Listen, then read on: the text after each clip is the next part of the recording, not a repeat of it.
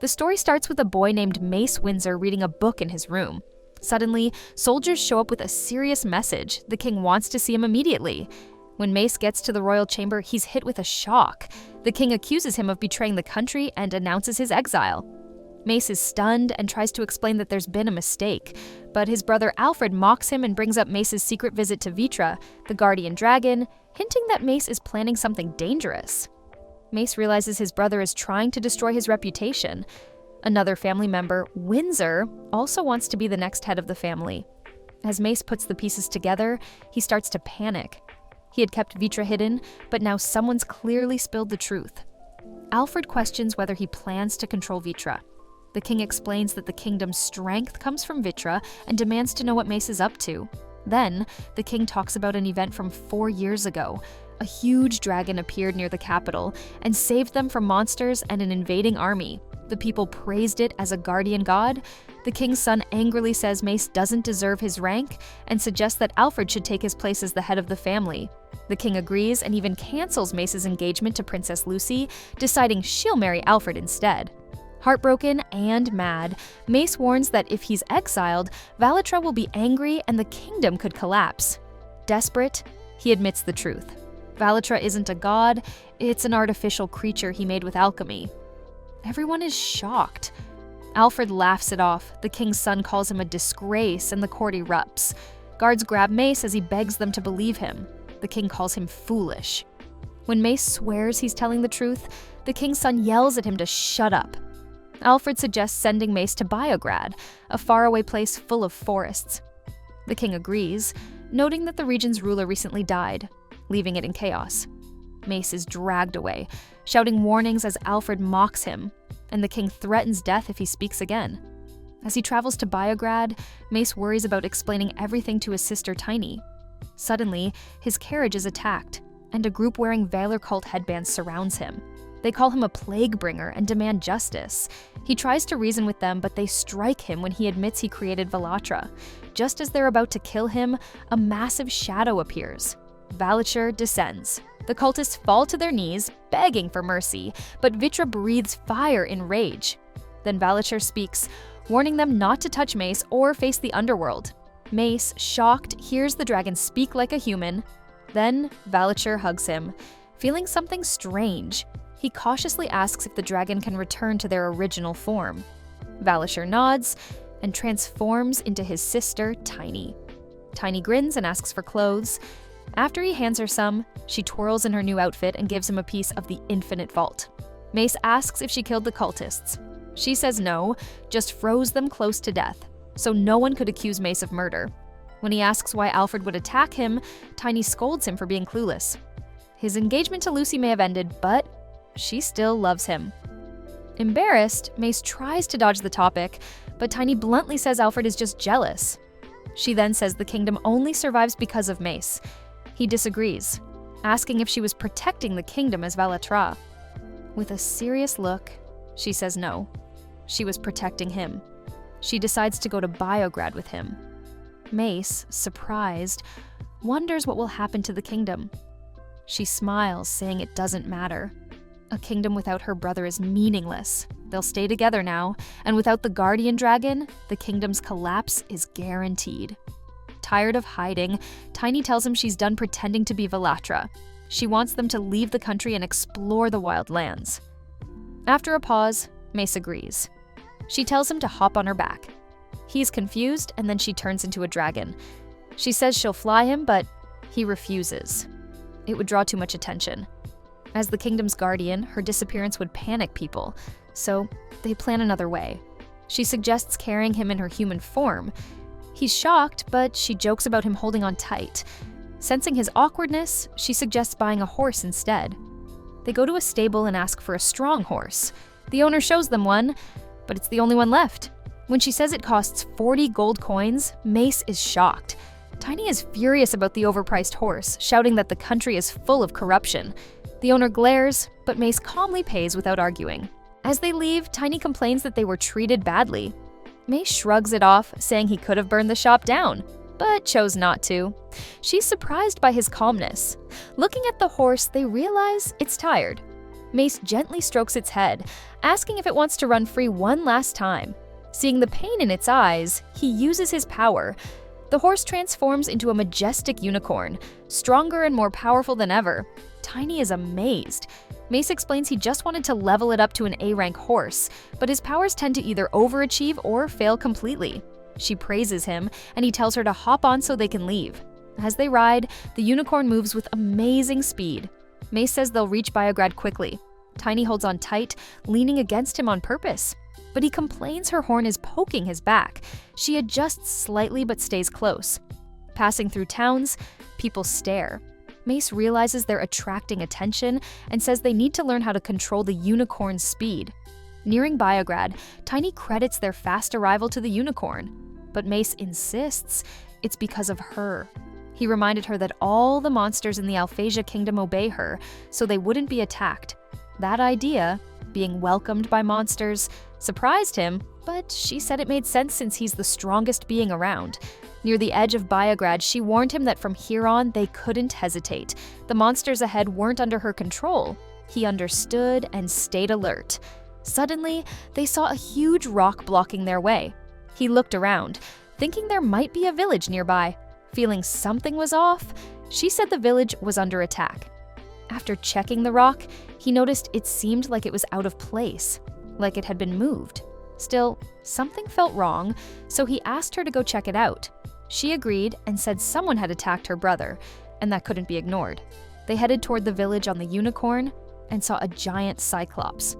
Entering the city, they noticed more cyclops, one of them attacking just for fun. Another battle was happening nearby, proving that there were multiple cyclops. They saw Biograd's knights fighting hard. Realizing the threat, they decided to step in. Mace told her to bring Levantine, the magical spear.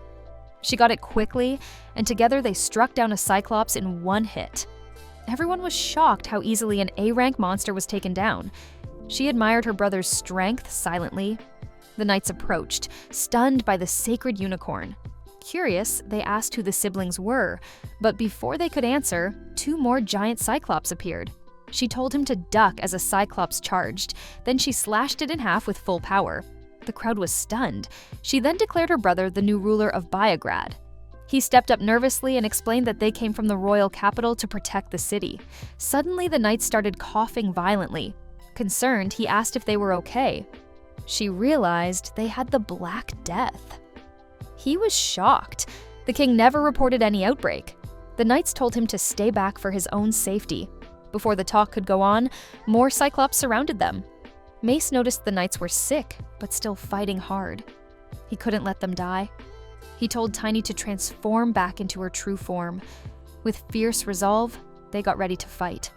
She roared, revealing herself as Ritra, the guardian dragon. The knights were stunned. Their shock grew when Virtue started speaking. How could a dragon speak human language? She said it was all thanks to her brother's power, calling him the supreme and greatest one. The knights turned to him in awe. Embarrassed, he was about to speak, but the Cyclops attacked again. Calling their recklessness unforgivable, she burned them with dragon fire. Some tried to escape, but she stood in front of her brother and said this land belonged to him. She told the Cyclops that attacking this city meant they were now his enemies. Scared, the Cyclops dropped their weapons and begged for mercy, but she didn't flinch. She reminded them that attacking her brother meant they had to die. Mace, shocked, asked her to show mercy. The Cyclops had surrendered after all. Surprised, she still refused at first and questioned why he'd spare enemies who'd already given up. But he said he hated needless killing and wanted peace for the people. Respecting his choice, she backed down and told the Cyclops to be grateful. She returned to her true form, and the Cyclops, terrified, bowed and accepted him as their ruler. She then ordered them to fix the damage and rebuild the barricades before sunset.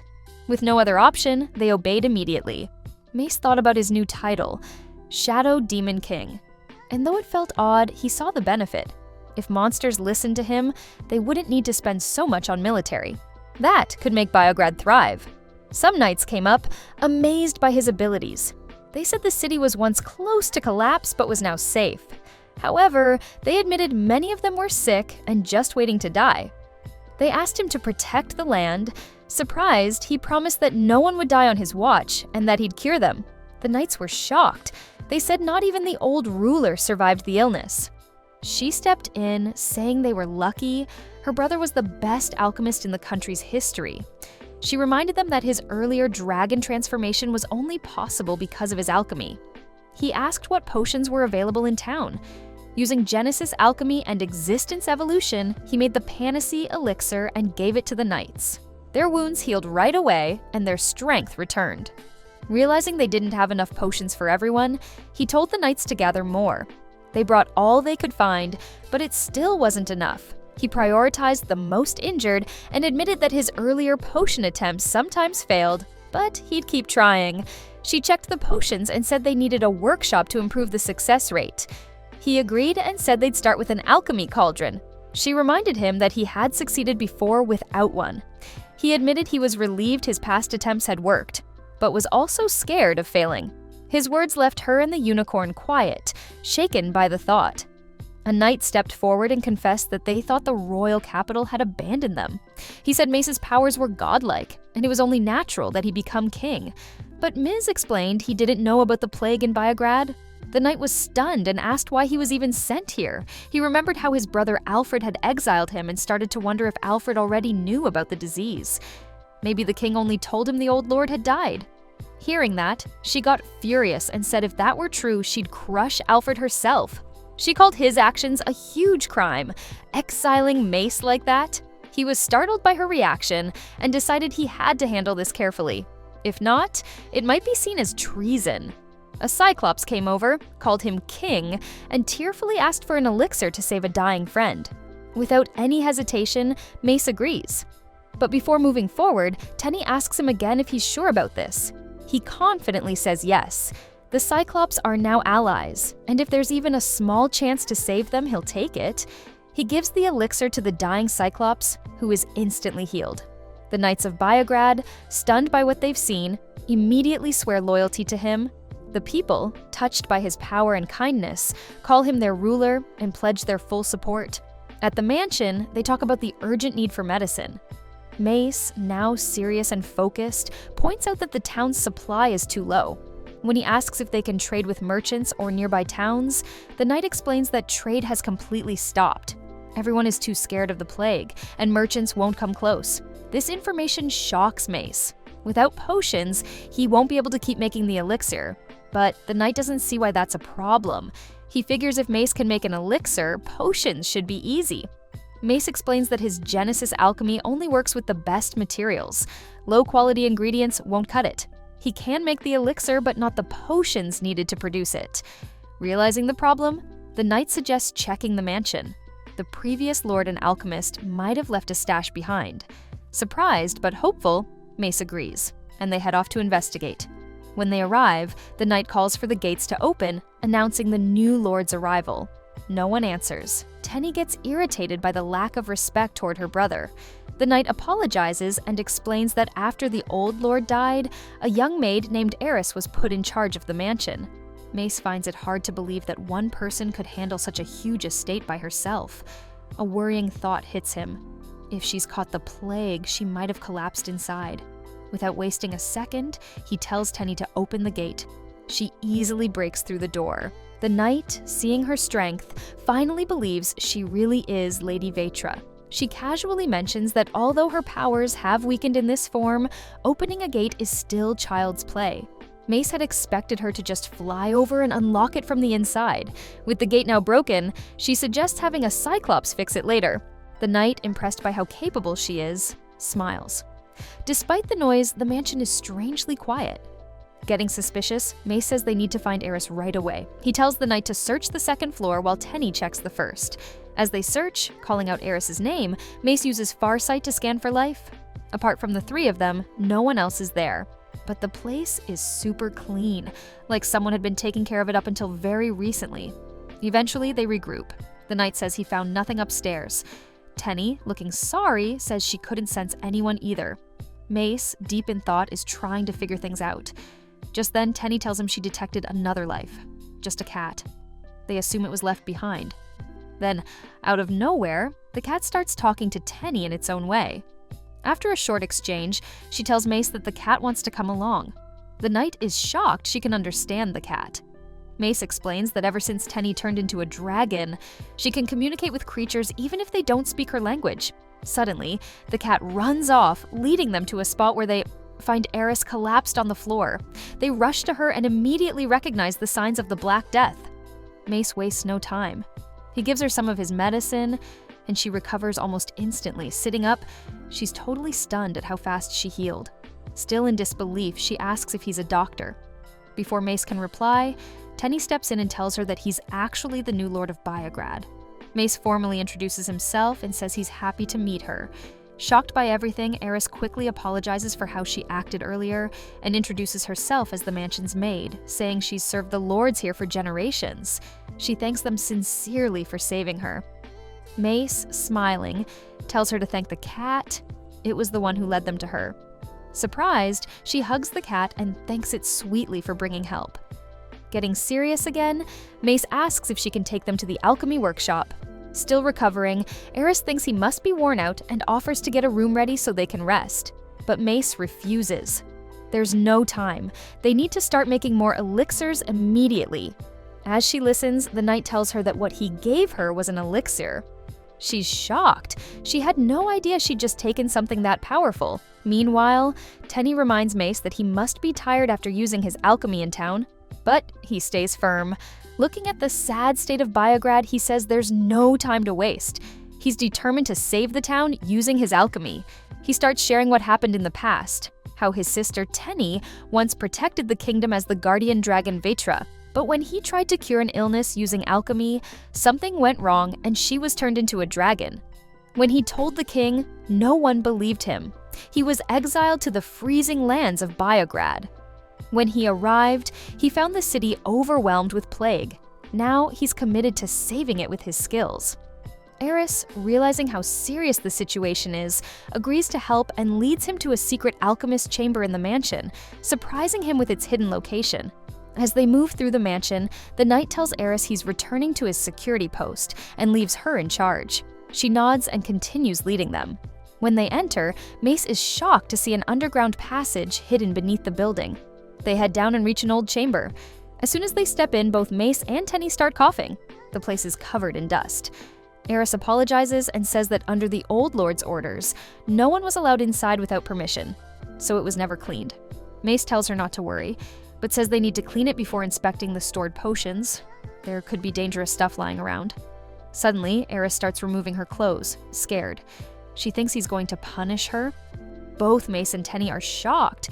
Seeing how terrified she is, Mace quickly reassures her. He would never harm her.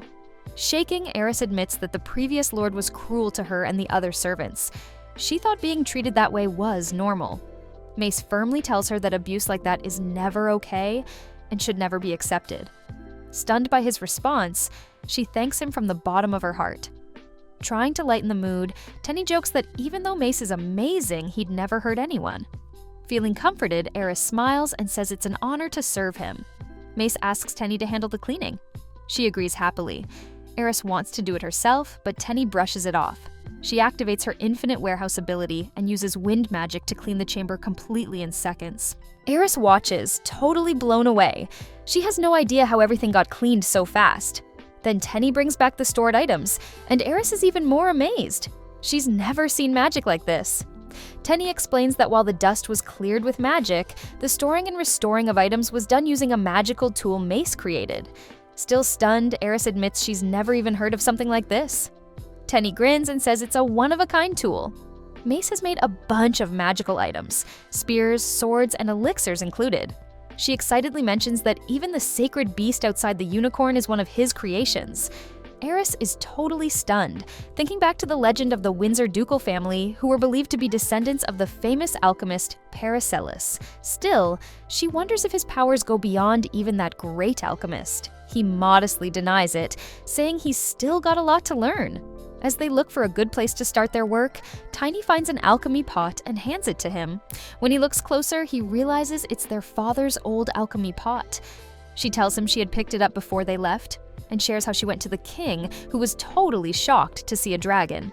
But still, he gave her the pot, wanting to grant his daughter's wish. He appreciates what she did, while the maid overhearing the dragon story is stunned.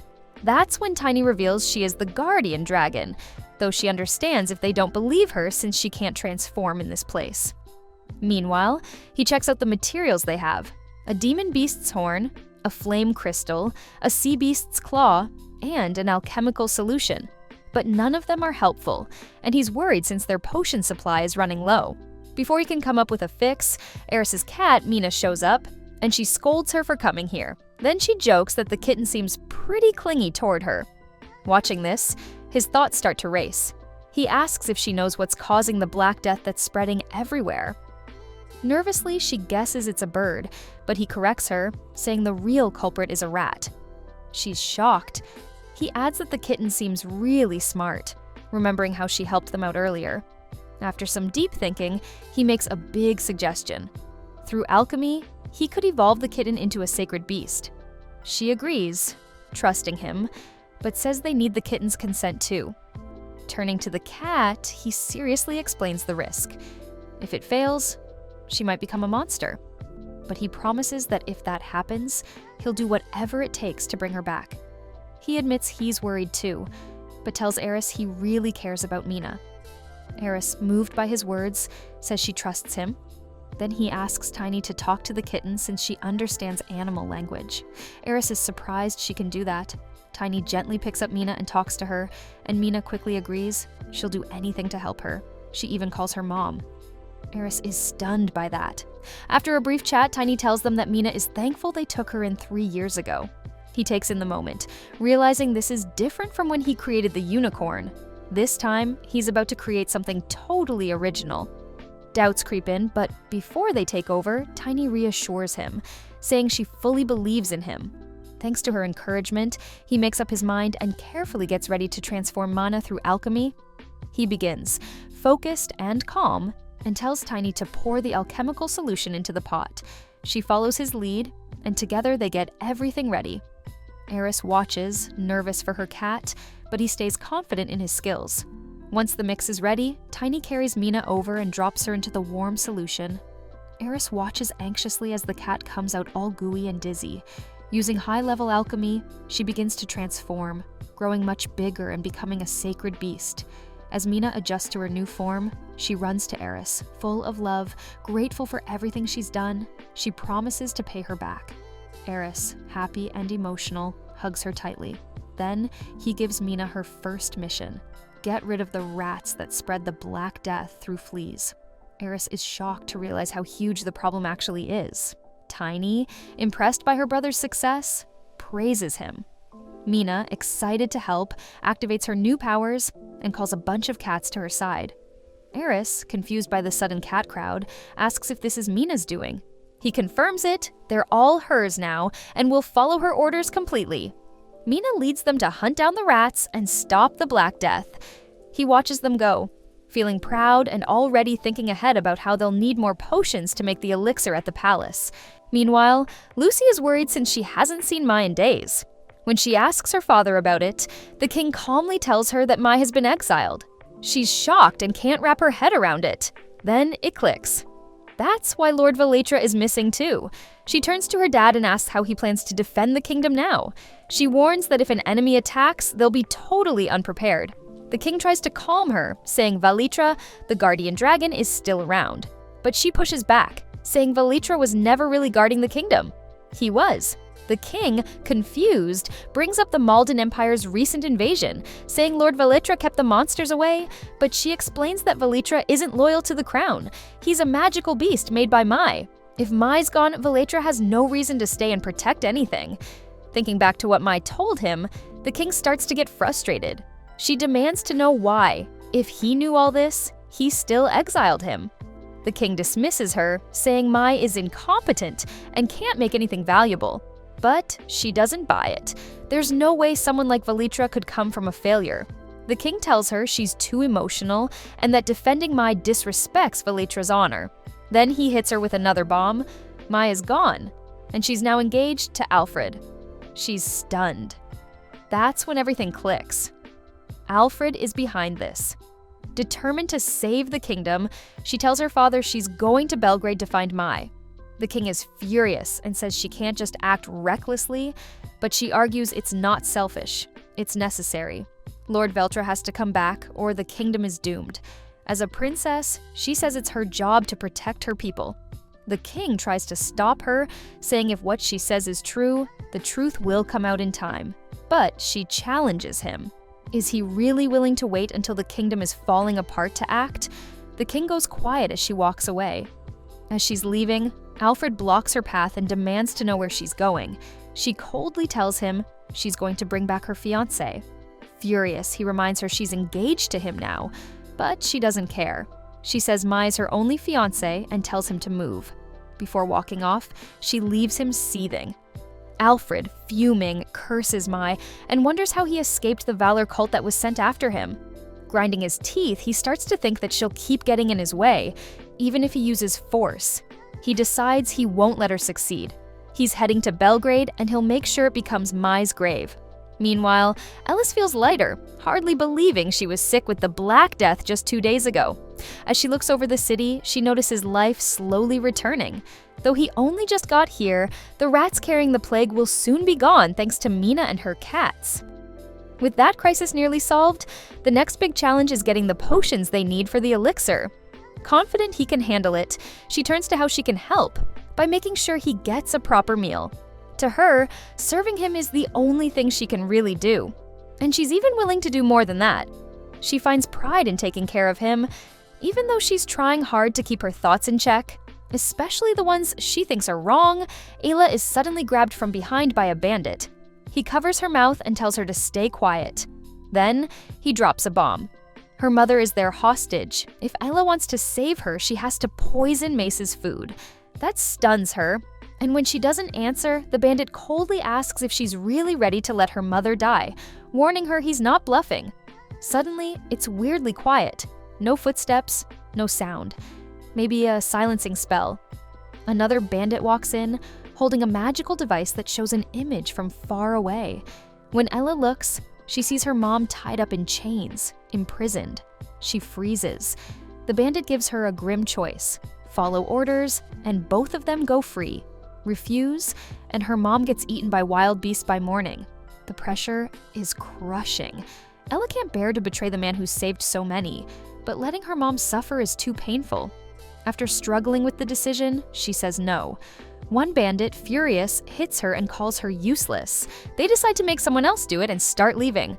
That's when Ness, Tiny, and Mina show up ready to fight. Ness demands Ella's release. The bandits are caught completely off guard. How did they get found out? Tingy quickly explains, even though the bandits hid well, cats all over the region saw them and reported back. Their secrecy was just an illusion. Realizing there's no way out, the bandits get ready to fight. Ela watches nervously. She knows she's not made for combat like these trained killers. Before anyone moves, a bandit grabs her again, holding a weapon to her throat. She begs Mace to run. The bandit warns, make any move and she dies. Mace realizes he's the real target and suspects Alfred is behind this. It makes sense given how much trouble Mace has been for him. But he's determined. If innocent people are being hurt, even if it's his brother behind it, he won't ignore it. The bandit doesn't flinch. Still pressing the weapon to Ela's neck, he demands that Mace drop his weapon. Ela, panicked, begs him not to, but understanding the risk, Mace drops it. Everyone's shocked, until Mace suddenly activates his paralyzing magic. A wave of energy knocks the bandits out cold. Their stunned faces show they never saw it coming. Confidently, Mace explains that his weapon only incapacitates. It doesn't kill. Tiny, watching his strategy, is impressed. With high-level magic, Mace stopped the enemy without even fighting. Mina runs to hug Ela while others check on her. She assures them she's fine, but anxiously tells them her mother's been kidnapped. Staying calm, Tiny says they have already found the hideout using magic. She firmly adds they'll not only rescue the hostages, but wipe out the bandits. Everyone gets ready, promising Ella they'll bring her mom back. Mina stays behind to look after her. As the others leave, Ela, moved by their courage, still doubts if saving her mom is even possible. Tiny reassures her, together, there's nothing they can't do. As Tiny shifts into her dragon form, Mace climbs onto her back. As they fly, he asks where the hideout is. Tiny tells him it's a ruined castle, hidden deep in the northern forest. Mace tells her to head there at full speed. They don't have time to waste. Tiny agrees, saying the enemy base is already under her control. Mace, shocked, asks how she pulled that off in just 2 days. She explains that goblins and wyverns live there, and she used telepathy to summon them all to the hideout. Impressed, Mace tells her to attack just enough to distract the enemy. No killing. When they arrive, a swarm of goblins is already on site, launching a wild assault and yelling about dragging humans to hell. Mace is stunned by how fast the goblins got there, but quickly switches gears to escape. Then a massive dragon appears overhead, sending the bandits running back into the castle in terror. Inside, they find Ella's mother. Without hesitation, Mace tells Tiny to break through the walls. She goes full power, smashing them down. People nearby are shocked.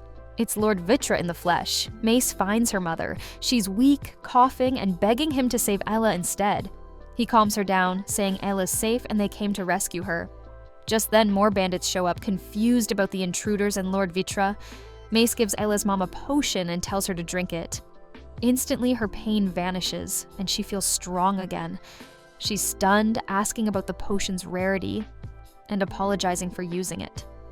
Mace brushes it off, saying that for his brother, making such potions is as easy as making juice, if the ingredients are there. The people around them are speechless.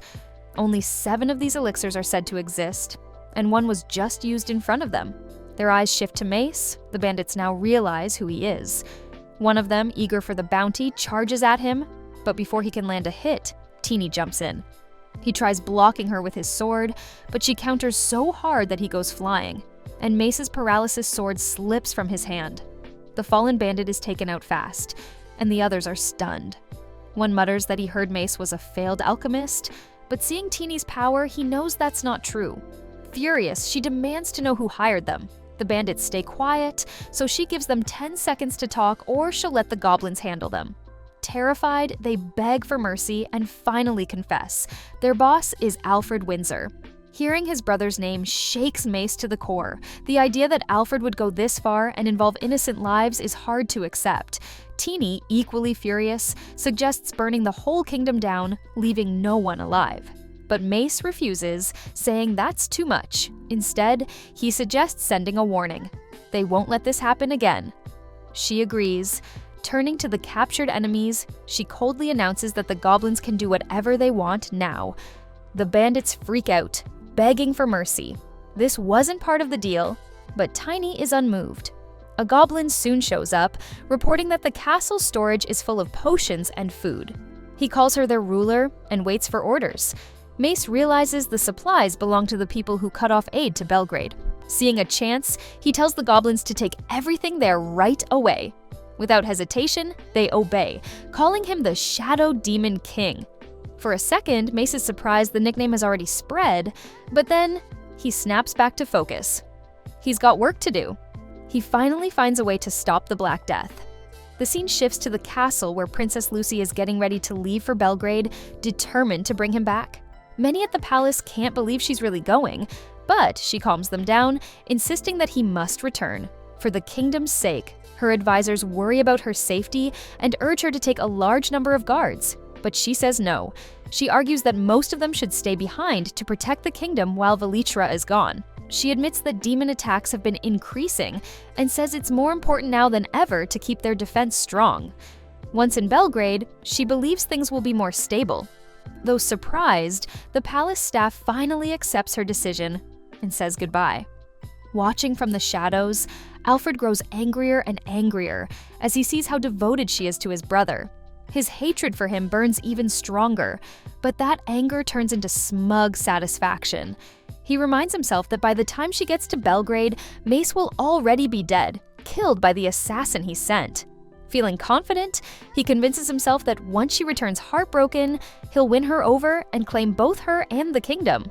But before he can enjoy the thought, a bat swoops in, dropping a group of people in front of him. The ground shakes violently, and his rage explodes when he realizes the assassins he sent failed. The bat hands him a letter from Ms. As he reads it, his face darkens. Mace warns him to stop dragging innocent people into his mess, making it clear that if he doesn't stop, there will be consequences. The assassins kneel, shaking as they beg for forgiveness. They describe how their hideout was hit by a massive demon attack, and how a woman transformed into Velatra, releasing an insane amount of power. Alfred is briefly shocked, wondering if it's some kind of mimicry magic. The scale of the demon attack rattles him, but rage quickly takes over. He kills the failed assassins without a second thought and turns to his magical communication device. His subordinates answer his urgent call, and he demands to know how long it'll take to get to Belgrade. They tell him 2 days. Planning his next move, he orders them to make sure the princess's journey takes at least 5. Now fully committed to destruction, he plans an all-out attack on Belgrade. When his subordinates express concern about attacking a city in their own kingdom, he lies, claiming Belgrade is in rebellion. He tells them to kill everyone, leave no witnesses, and blame the demons. He even orders them to wear special armor to trick citizens into feeling safe before the slaughter. His followers obey without hesitation, buying every word. As the call ends, he laughs, pleased with how easily they believed him. His thoughts shift to the Black Plague still spreading in Belgrade. Addressing his gathered mercenaries, he declares that all his enemies, his brother, the mysterious woman who turned into Velatra, and anyone else who stands against him, will soon be wiped out. Still unsure about that transformation, he decides to take extra safety measures. He walks to a restricted area where dangerous creatures are kept. The station soldiers are shocked to see him, but he brushes them off with a smirk, saying the beast deserves some exercise. Meanwhile, in Belgrade, Mace saves another life with his medicine. The relieved townspeople cheer up as signs of the Black Plague begin to fade. Looking around at the state of the city, he turns serious, realizing just how widespread the sickness was. Tiny also shares a worried look, and he agrees. They should store up more medicine just in case it returns. Holding the cure, he suggests they both take a dose to be safe. Suddenly, Tiny smiles when she notices the city is now full of cats. Way more cats than people. Mace, surprised, realizes this cat boom will wipe out the rats and stop the plague spread for good. The sight brings them unexpected relief. They look over at Mina, who stands in the middle of the cats, clearly loving it. Tiny praises Mace, calling him the city's real leader, but her words make him uneasy. He's not sure if she means it. Sensing his doubts, she hugs him tightly and assures him that she believes in him. During the hug, her horn accidentally pokes his shoulder, and she quickly pulls away. Their attention shifts to another issue, the food shortage. They've been living off stored supplies, and now it's time to reopen trade routes. Mace begins to suspect the trade disruption was done on purpose, which troubles him. Just then, a soldier arrives, reporting that the cure has been fully distributed. Mace thanks him, but soon notices the group of people the soldier brought with him. These people are excited to meet Mace, showering him with praise, calling him a miracle worker, even a savior. Some even say he's the reincarnation of a legendary alchemist. One girl steps forward and calls him her master, pledging her loyalty. Before he can say anything, Tiny steps between them, shooting him a sharp glare and pushing the crowd back. The group backs off, nervous. Annoyed by her interference, Mace tells her to stop acting weird. She gives in and backs off. Then he tells the soldier to make sure all Knight commanders take another dose of the cure, given how many infected people they've been around. The Knights follow orders immediately. Suddenly, a huge explosion shakes the city. Flames spread fast, and panic broke out. People scream and run in fear. Mace quickly orders Mina to help protect the citizens as the fire engulfs Belgrade. He's horrified by the destruction. Tiny, her face dark, realizes this is no demon attack. It's magic, and human-made. Soldiers confirm the attackers are from the kingdom's army. Some think they're burning the city to stop the plague. Mace angrily says the plague has already been cured. That's when it hits him. This isn't from the kingdom. It's his brother's doing. His fury explodes, and Tiny's rage peaks too. She begins to transform into her real form, shouting that she warned them. No one will hurt her brother again. She stands tall in her temporary form, leaving the enemy confused and stunned. They can't believe it. They're seeing Velatra with their own eyes and think it must be some trick. Mace, carefully reading the situation, signals to Tiny that he only wants to investigate. She nods, saying their only goal is to prevent total destruction. But the enemy doesn't believe them. Suspicious of magic, they ignore everything and charge ahead, accusing the citizens of treason. The city's soldiers, undeterred, pledge their loyalty to Mace and prepare for battle. Soon, the whole place erupts into a full-blown war, the sound of weapons drowning out all logic. The enemy, determined to destroy what they think is a magical threat, focuses all their power on Tiny. Mace watches, worried, but before he can move, she breathes fire at the attackers. To their horror, she's totally unharmed. Then she blasts lightning from her eyes, instantly turning several enemies into burnt remains. Mina jumps into the action, striking down enemy soldiers with fierce energy. After beating one, she declares the city safe, though given the chaos, that might be a bit premature. The enemy, however, is clearly shaken. At that moment, a Cyclops enters the fight, standing firm between the attackers and the people. Just seeing him stuns the enemy. They realize too late, this isn't some random monster, he's an A-rank beast. The battle keeps getting stranger. On one side stands Velikra, on the other, the Shadow Demon King. The Cyclops, not one for waiting, crushes soldiers under his feet and swears his loyalty to his master. One gutsy enemy tries to sneak up and land an attack, but he doesn't even get close. Velikra blocks him before he knows what's happening. His attention quickly shifts to Mace, and a desperate plan pops into his head. Maybe if they can take out the enemy captain, they still have a shot at winning. But Velikra already knows what they're thinking. She calmly steps forward, looking at them with a mix of annoyance and pity. Then she hits them with a hard truth. The effect is instant. Doubt creeps in and panic spreads like wildfire. Seconds later, the enemy begins to fall back in full retreat, but Mace isn't about to let them run off without paying the price. Without wasting a second, he tells his soldiers to hunt down every last one of them. Fired up by the win, his forces jump into action with serious energy. Riding his unicorn, Mace takes off after the fleeing soldiers. The enemy, already shaken, can't believe their eyes. A unicorn? Really? It feels like the universe is cheating at this point. But Mace doesn't give them a chance to regroup. He catches up fast and shuts down their escape plan. Cold and sharp, he tells them there's a cost to attacking his city. Then, with a clean swing of his sword that paralyzes on contact, he ends the fight right there.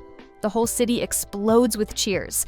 Their leader just defeated the enemy commander like it was nothing. As people celebrate, Velikra, oozing confidence, proudly declares that aside from her and her brother, no one else in the world could have pulled this off. Just then, laughter echoes from above. It's smug and sarcastic.